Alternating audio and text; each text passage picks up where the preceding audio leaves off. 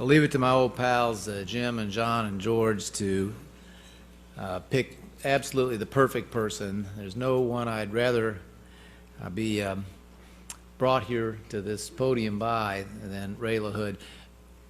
Everyone present, including me, should be very grateful for my pathetically poor powers of persuasion. Because if I was any good at it, I'd have talked Ray LaHood into running for governor of Illinois. And our state would have a lot tougher competitor to the West, but America would have been deprived of a spectacularly good Secretary of Transportation and public servant. So, Ray,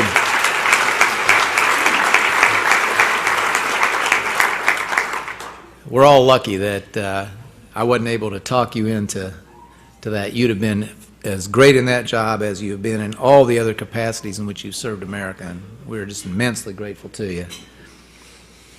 I want to thank everyone present for affording me this wonderful night of pride and of memories, memories of my family and those who made my life possible, my presence tonight possible. I love the story of our family, but there's no reason that any of you should be particularly interested. There is nothing at all remarkable about the Daniels family heritage, except that it's happened millions of times in America. And so very, very typical of the opportunity and the promise and the lives that this blessed land has enabled. The young man named Elias Issa Daniel. The Daniel was actually added at Ellis Island, born in April of 1884. At the age of 21, like millions before and after him, summoned to the promised land that he'd heard, I guess, so much about. 1905, he came to this country. He came here penniless and illiterate. He never got over the second condition. To his last day, he didn't read or write any English. He got over the first condition. He made a little scratch in the little steel town of Monessen, Pennsylvania. In this wonderful world in which we live, one of my daughters, fascinated by the stories I had told her, was able to unearth through the internet his passport application from 1921, when in February of that year, having gotten a stake together, he went back to the homeland to find a bride. On that passport application, he listed his occupation as pool room. In our family, we know that was accurate but incomplete. He omitted to mention that from that pool room he ran the numbers racket in Monessen, Pennsylvania. But I'm sure, as a good Syrian, he ran a very honest numbers racket.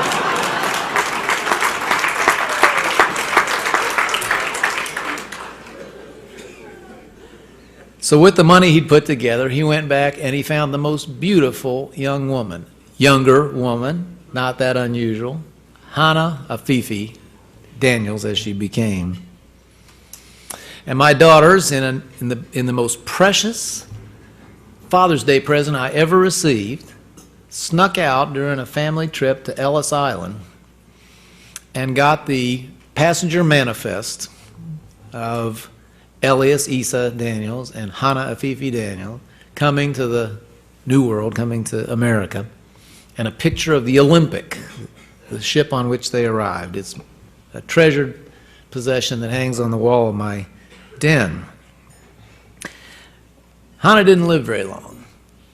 She perished of an infection we could easily cure today, and my dad and uncle barely got to know her, but while she was an American, she gave birth to two young men who made great lives in this country. My grandfather never forgot her, never remarried, talked about her to the end of his days.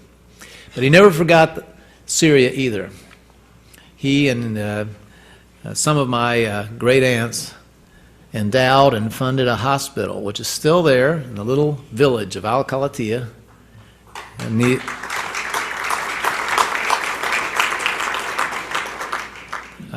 At the foot of the famous Croix de Chevalier, nearest the city of Homs.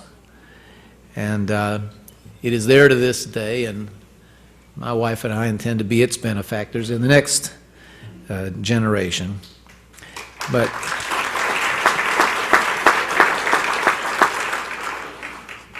these are ever more precious memories and heritages to me and now to my kids. Henry Kissinger once said that the best thing about becoming better known was when you bore people, they think it's their fault.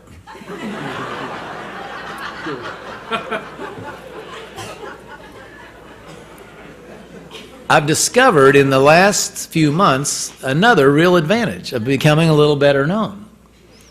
A lot of the noise and attention that has happened nationally led to new connections to my heritage and to my roots, as we say, because there were stories written in the Syrian press about this Homsi, as they would say, someone from the area of Homs, who was being rumored about as a person of some potential interest in American public life.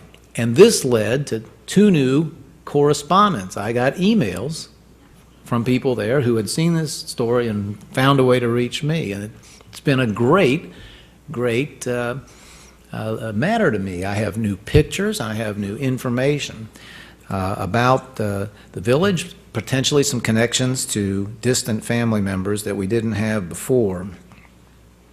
And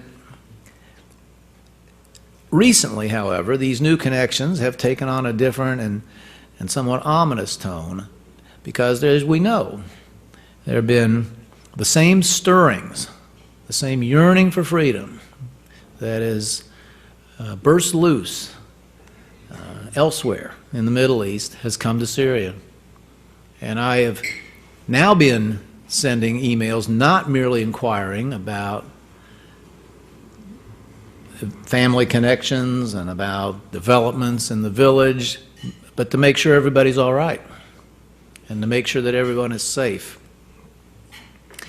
And now it's just such an interesting night to be together with each of you and to receive this undeserved honor, because as proud as I have always been, and more so with the passage of the years, in this heritage that we share, I have never been able to say I'm proud of the regime that's been in power for decades in the land from which our people came, my people came.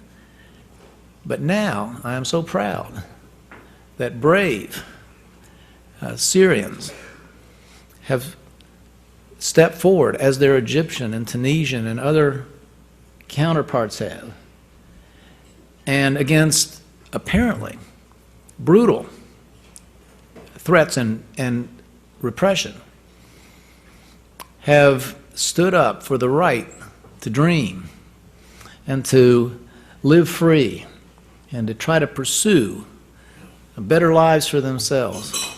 I'm so thrilled about it.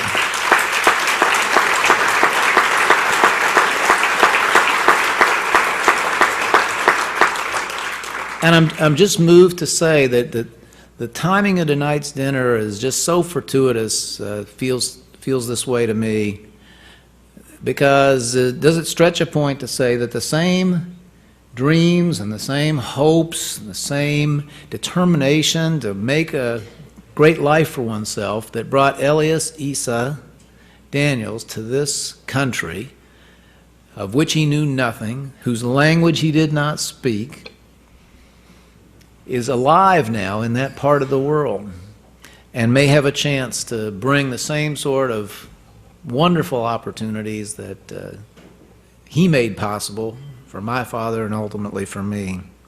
So I just want to say tonight that may Syria and all the lands near it soon become places of peace and freedom and self-determination.